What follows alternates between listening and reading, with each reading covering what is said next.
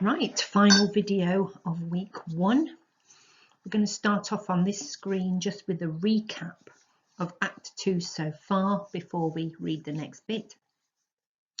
So remember, before the play starts, John Proctor and Abigail Williams had had a very brief affair.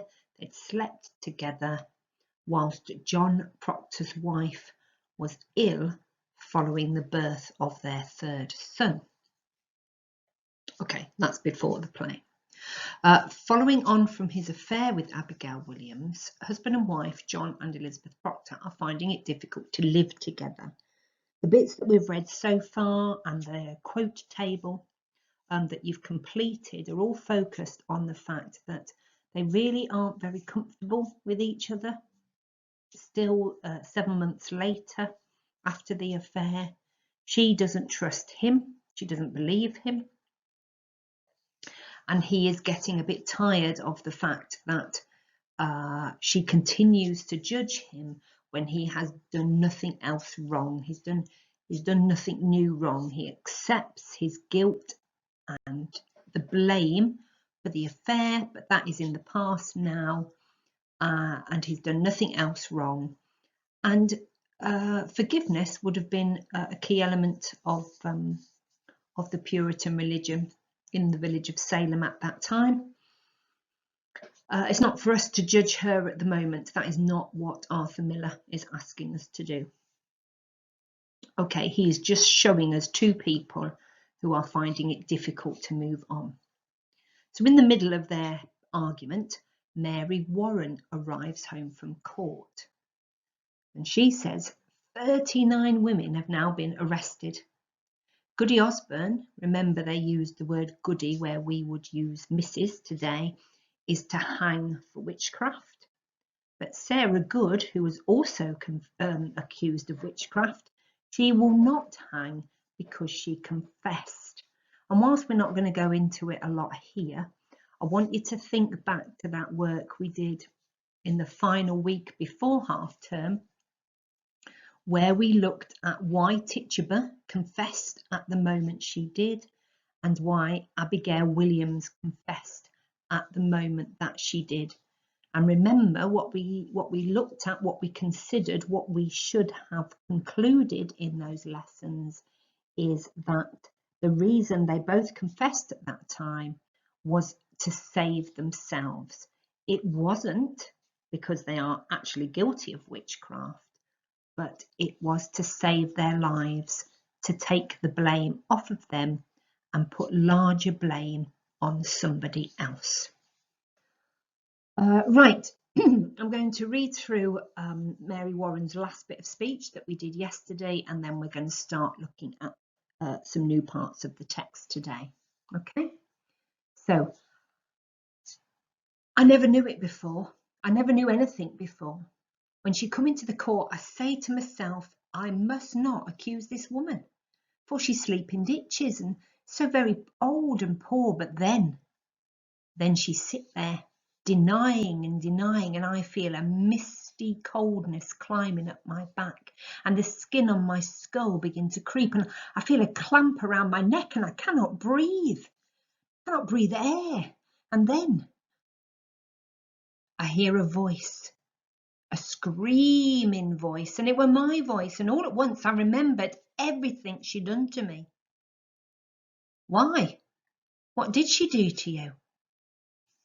Mary Warren, like one awakened to a marvellous secret insight.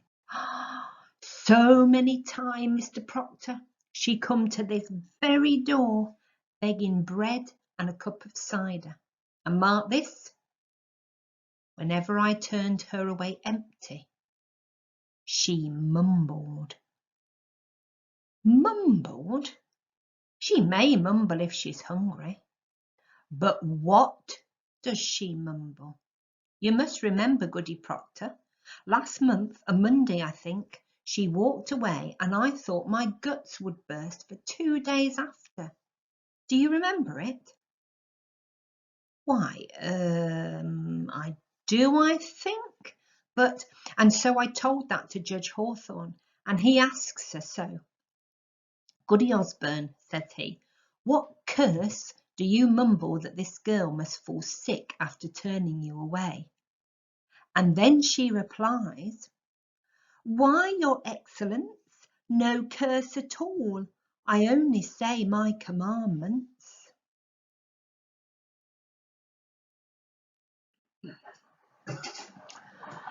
I hope I may say my commandments, says she. And that's an upright answer. Aye, but then Judge Hawthorne say, recite for us your commandments, leaning avidly toward them. And of all the 10, she could not say a single one. She never knew no commandments, and they had her in a flat lie, and so condemned her. Now a little strained, seeing his stubborn doubt, why they must when she condemned herself. But the proof, the proof. Mary Warren with greater impatience with him. I told you the proof, it's hard proof, hard as rock, the judges said. God, you will not go to court again, Mary Warren. I must tell you, sir, I will be gone every day now. I am amazed you do not see what weighty work we do. What work you do? It is strange work for a Christian girl to hang old women. But Mr. Proctor, they will not hang them if they confess. Sarah Good will only sit in jail some time. Oh, and here's a wonder for you. Think on this. Goody Good is pregnant. Pregnant? Are they mad? The woman's near to 60. They had Dr. Griggs examine her, and she's full to the brim, and smoking a pipe all these years, and no husband either. But she's safe, thank God, for they'll not hurt the innocent child. But be that not a marvel? You must see it, sir. It's God work we do. So I'll be gone every day for some time. I'm an official of the court, they say, and she has been edging towards off stage. Oh, I'll official you. He strides to the mantel, takes down the whip hanging there. Mary Warren's terrified, but becomes erect. That means she stands up really tall, striving for her authority. I'll not stand whipping any more. Mary, promise now you'll stay at home. Backing from him, but keeping her erect posture, striving for her way. The devil's loose in Salem, Mr. Proctor.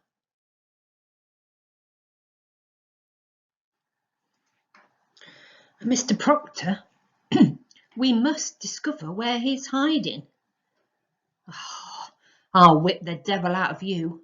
With whip raised, he reaches out for her and she streaks away and yells, I saved her life today. Silence. His whip comes down. I am accused? Somewhat mentioned, but I said I never see no sign you ever sent your spirit out to hurt no one, and seeing I do live so closely with you, they dismissed it. Who accused me? I am bound by law. I cannot tell it. I only hope you'll not be so sarcastical no more.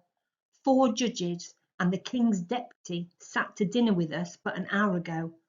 I would have you speak civilly to me from this out. In horror, muttering in disgust at her. Go to bed. With a stamp of her foot. I'll not be ordered to bed no more, Mr. Proctor.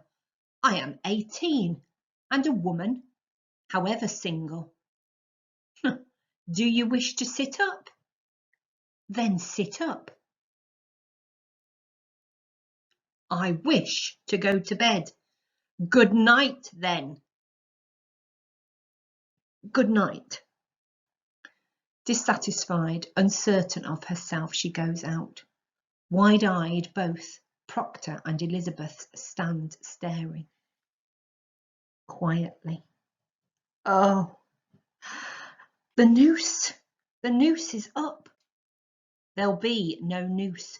She wants me dead. I knew all week it would come to this. They dismissed it. You heard her say, and what of tomorrow? She will cry me out until they take me. Sit you down. She wants me dead, John, and you know it. I say, sit down. She sits trembling. He speaks quietly, trying to keep his wits.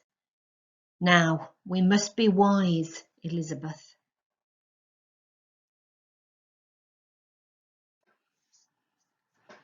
Elizabeth, with sarcasm and a sense of being lost. Oh, indeed, indeed. Fear nothing. I'll find Ezekiel Cheever. I'll tell him she said it were all sport. John, with so many in the jail, more than Cheever's help is needed now, I think. Would you favour me with this? Go to Abigail.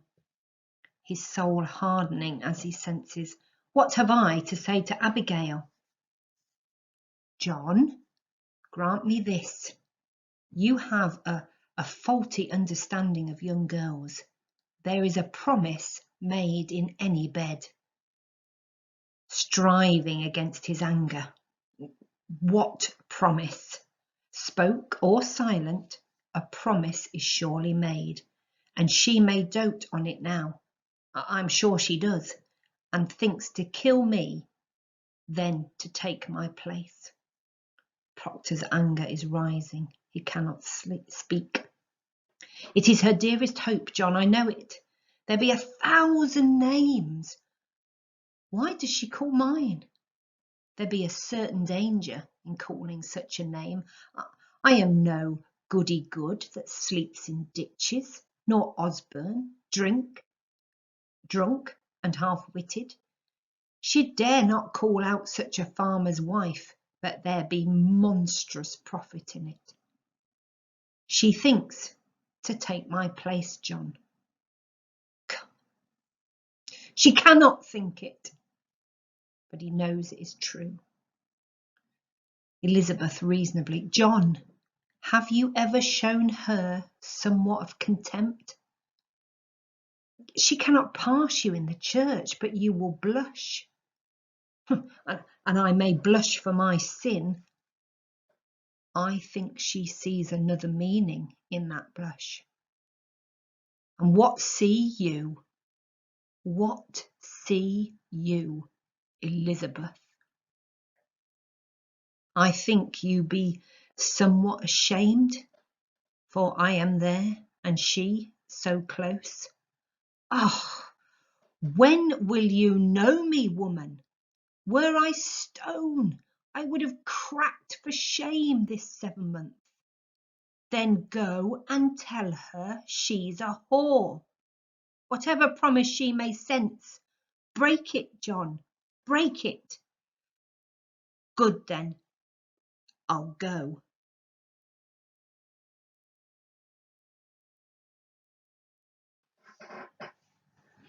Right, we are going to look at the character of Mary Warren in a bit more detail for the rest of this lesson. So I need you to put the date and today's title, which is How Has Mary Warren Changed? Underline both of those, pause me whilst you do so, and then come back to me. Please note the work that I am seeing, a lot of people are not underlining dates and titles. So please, can you make sure that you are following these instructions perfectly and get those dates and titles. underline properly with a ruler. Thank you. Right, first job today is to copy down this table. So on this table, you will see we have got quotes for Mary Warren from Act 1 when we first meet her, and then quotes for Mary Warren from Act 2. First job is to create that table, write those quotes down so that the 4 different quotes on either side are really clear.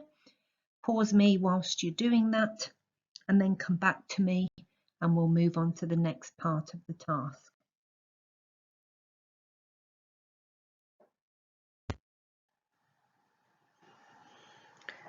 Our first focus is going to be this quote in the middle of the page. She is 17, a subservient, naive, lonely girl.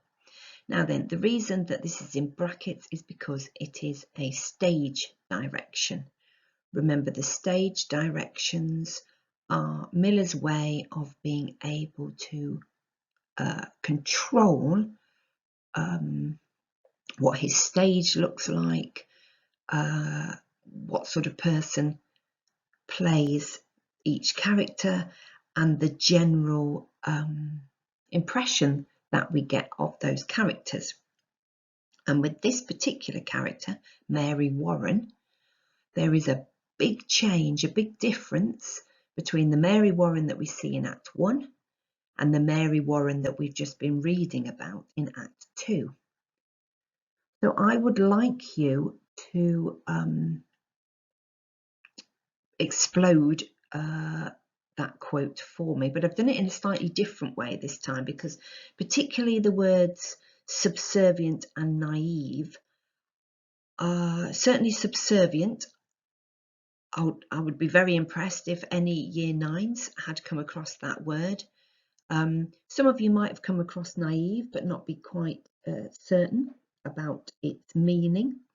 And then finally, we all know the word lonely. But I wanted to develop and expand your vocabulary so that you could write about each of those words using your own words with similar meanings. So each of the boxes, you've got one for subservient, one for naive, and one for lonely. Each of those gives you the definition of the word, and then it gives you synonyms which could be used in its place, so words which have a similar meaning. And when you are writing about a quote, one of the things that can make your response really, really convincing and strong and a high mark is the breadth of vocabulary of your own that you use to describe the writer, the writer's choice of language, and the effect of that word. Okay, so underneath where you've done your quote box for Mary Warren, I would like you to create this diagram that you see in front of you. Please be assured in each box the synonyms have been spelt correctly. So please take that extra little bit of time to make sure that you are writing those down correctly yourself, so that when you come to use them in your writing, those are accurate spellings that are appearing on your page. Okay, so pause me and get that slightly different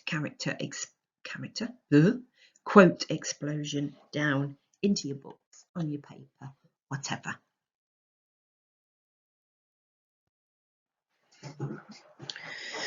Right, I would now like you to do a side heading for me, subheading, how does Miller present the character of Mary Warren in Act 1? And I would like you to underline that, and then just underneath it, very clearly, write model paragraph. Okay, this is the final task for today's lesson. And when I see you next week, or when you hear me next week, one of our first jobs to do in Monday's lesson will be for you to write your own paragraph following the ideas and the structure that I've got here. Okay, so this is a very important task and it needs to be done properly. So pause me while you write those down and underline them with a ruler, please.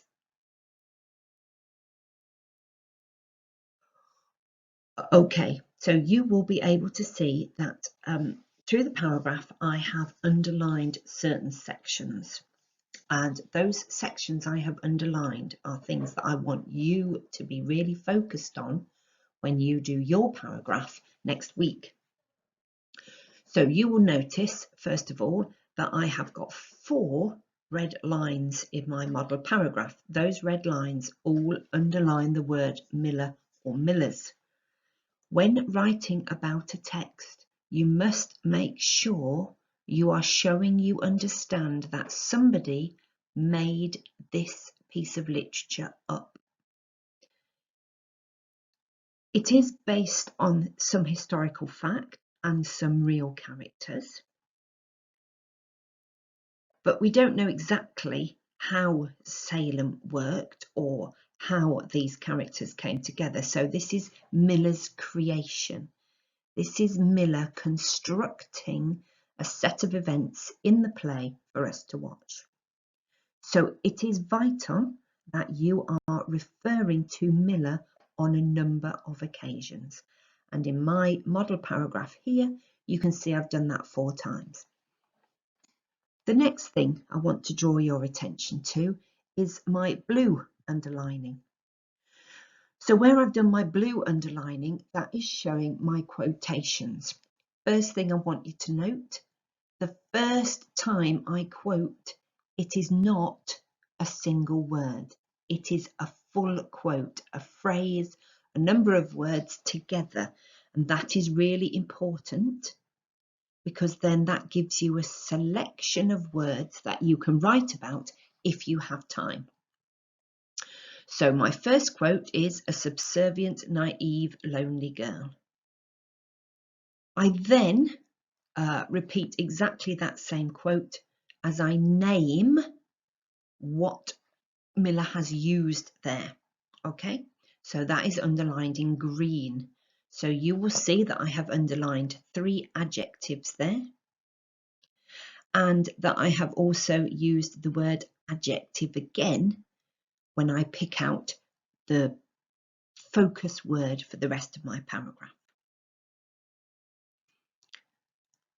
You then have 3 examples of that single word focus. So subservient, subservient, and then right at the bottom, subservient. So we don't just put that quote in at the beginning. We then repeat the main word we are writing about as we go through the paragraph explaining what Miller has done.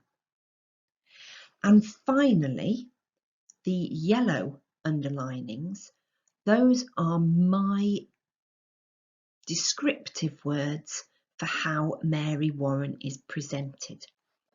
Now, if you've got your brain about you,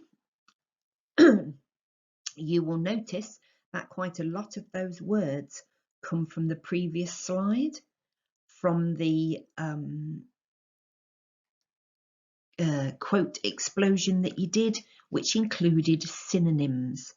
So we have included that language, those wider words, to help make the paragraph more convincing, to argue our case more strongly, to prove what we are saying about our evidence, that quote.